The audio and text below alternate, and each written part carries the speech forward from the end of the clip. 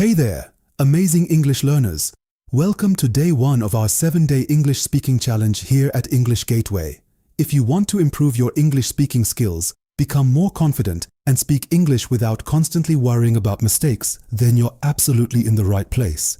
For the next 7 days, we're going to practice simple but powerful English speaking activities that you can actually use in your everyday life. And don't worry, you don't need to be perfect. You don't need advanced vocabulary. You don't need complicated grammar.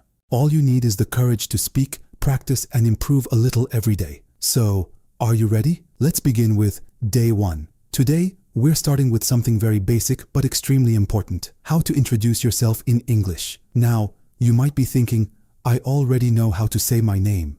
Why do I need to practice introductions? Well, here's the thing. Introducing yourself is often the first step in a conversation. Maybe you're meeting someone new at work. Maybe you're joining a new class. Maybe you're talking to someone online. Maybe you're attending an interview. Or maybe you're simply meeting a new person at a cafe, a party, or somewhere else. In all of these situations, you may need to introduce yourself. And for many English learners, this simple moment can feel surprisingly stressful. You know what you want to say, but suddenly, your mind goes blank. You become nervous. You start thinking about grammar. You worry about pronunciation. And sometimes, you even forget the easiest English words. But don't worry, by the end of today's lesson, you'll have a simple structure that you can use again and again. So let's make it easy. There are 4 basic things you can include in your introduction. Number 1, your name. Start by telling people who you are. For example, hi, my name is Sarah. Or, hello, I'm David. Simple, right? Number 2, where you're from. Tell the other person where you come from. For example, I'm from Pakistan. I'm from Canada. I'm from Turkey. I'm originally from India. This gives the other person something to connect with. Maybe they have visited your country. Maybe they have friends there. Or maybe they simply want to know more about your hometown. Number 3, what you do. You can talk about your job, your studies, or what you normally spend your time doing. For example, I'm a university student. I work as a software developer. I'm a teacher. I work in marketing. Or, I'm currently studying business. And finally, we have the most interesting part. Number 4, a fun fact about yourself. This is where you can show your personality. You can talk about a hobby, something you love, something unusual about yourself, or even something funny. For example, I love cooking. I'm really interested in photography. I enjoy watching old movies. Or, one funny thing about me is that I can never say no to chocolate. See, your introduction doesn't have to be long or complicated. Now let's look at a few complete examples. Casual example. Here's a casual introduction you might use when talking to a new friend. Hi, my name is Sofia. I'm from Italy, and I work as a web designer. In my free time, I love baking cookies, watching movies, and spending time with my friends. I'm also a huge fan of coffee that's friendly, natural, and easy to understand. Now let's make it a little funny. Funny example. Hey, I'm Alex. I'm from New York, and I'm a college student. I love watching movies, playing video games, and eating pizza. My special talent is watching Netflix for 6 hours without getting bored. That's a fun way to make your introduction memorable. And here's another example, professional example. Hello, my name is Emily. I'm from Canada, and I work as a marketing manager. I have several years of experience in digital marketing. Outside of work, I enjoy reading mystery novels, traveling, and recently I've started learning yoga. Notice how the tone is a little more professional. So, your introduction can change depending on the situation. Now it's your turn. Take a moment. Pause this video if you need to. Grab a pen, open your notes, or simply think about your answers. Use this simple structure. 1. Name. Hi, my name is. 2. Where you're from. I'm from. 3. What you do. I'm a student. Or, I work as a. 4. Fun fact. One thing I love is. Or, something interesting about me is. Now put everything together. For example, hi, my name is Ahmed. I'm from Pakistan. I'm a university student, and I enjoy learning English. One interesting thing about me is that I love watching documentaries. That's it. Your first introduction is ready. But here's something important. Don't just write your introduction, say it out loud. Speaking is a physical skill. You need to train your mouth, your ears, and your brain to work together. One of the best things you can do is record yourself. I know it can feel strange at first. You might hear your own voice and think, wow, do I really sound like that? Don't worry, almost everyone feels that way. But recording yourself is incredibly useful. When you listen to your recording, you can notice your pronunciation, your pauses, your speed, and the words that you find difficult. Then you can try again, and every time you'll become a little better. Now let's talk about 4 simple tips that can make your introduction sound more natural. Tip number 1. Relax your tone. Don't try to sound like a textbook. You don't need to speak in a very formal or complicated way. Imagine you're talking to a friendly person. Relax, smile, and speak naturally. Tip number 2.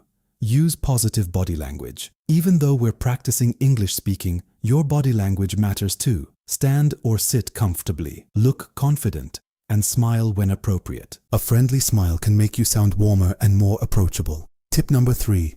Don't speak too fast. This is a very common problem for English learners. Sometimes we think speaking quickly means speaking fluently. It doesn't. Fluency is not about speed. Speak clearly.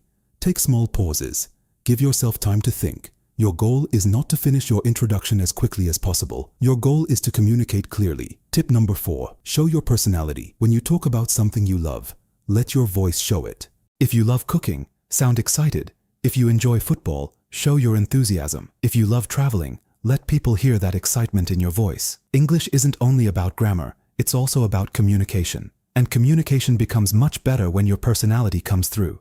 Now let me tell you something funny. A few years ago, I heard a story about someone who was in a job interview. The interviewer smiled and said, "Tell me a little about yourself." The person became so nervous that for a few seconds, they completely forgot what to say.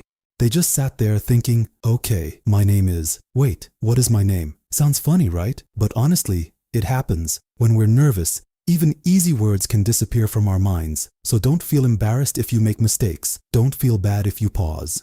Don't worry if your pronunciation isn't perfect. You're learning, and mistakes are a normal part of learning any language. Think about learning to ride a bicycle. The first time, you might fall. The second time, you might lose your balance, but you keep trying. Eventually, you become more comfortable. Speaking English works the same way. The more you speak, the more confident you become. And remember this, practice and progress are more important than perfection. Now let's move on to today's challenge. Day 1 challenge. Here's what I want you to do today. Task number 1. Write your introduction. Use the 4-part structure. Your name, where you're from, what you do, and one fun fact about yourself. Task number 2. Practice it out loud. Don't just read it silently. Say it. Say it slowly. Say it again, and then try to say it without looking at your notes. Task number 3. Record yourself. Use your phone and record a short video or audio. Don't worry about making it perfect. This recording is for practice. If you feel comfortable, you can even share it online and use the hashtag for today's English challenge. And if you're shy, that's completely okay. You can simply write your introduction in the comments. Here's an extra challenge for you. Try introducing yourself in 3 different ways. First, give a casual introduction, like you're talking to a new friend. Second, give a professional introduction, like you're attending a job interview. Third, give a funny introduction and add one unexpected detail about yourself. This will help you learn how to change your speaking style depending on the situation. Now, let's answer some common questions. Question 1. How can I stop freezing when I introduce myself? Here's a simple trick. Don't think of it as a performance. Imagine you're talking to a friendly person. Take a deep breath. Smile. Start with your name. Then continue one sentence at a time.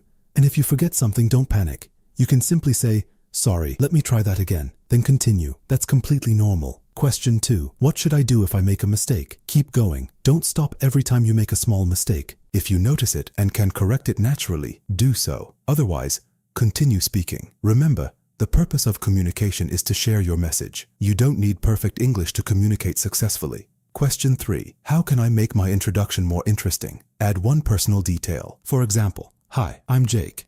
I'm from Texas, and I'm a software developer. I have a strange hobby. I collect rubber ducks." Now people have something to remember you by. Your introduction becomes more personal and interesting. Question 4. What if I'm nervous speaking English? First, take a breath. Then start small. Don't try to give a 5-minute speech. Start with 3 or 4 sentences. Practice those sentences every day. As your confidence grows, make your introduction longer. Confidence comes from repeated practice. Question 5. Can I use my native language while preparing?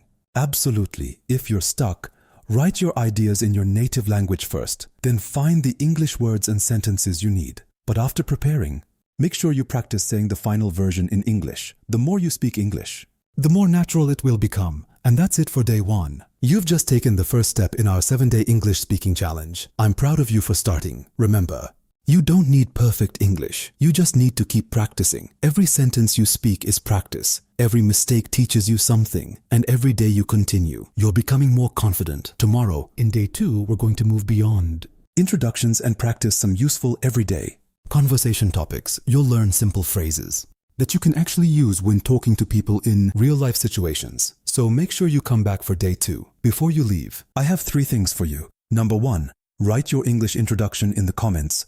Number 2, tell me one interesting or funny fact about yourself. And number 3, share this challenge with a friend who also wants to improve their English speaking. Let's learn English together, one day at a time. And remember, don't be afraid of mistakes. Be afraid of never trying. Keep practicing, keep speaking, and most importantly, keep believing in yourself. This is English Gateway, and I'll see you tomorrow for day 2. Until then, take care, keep practicing, and keep up the amazing work. See you tomorrow.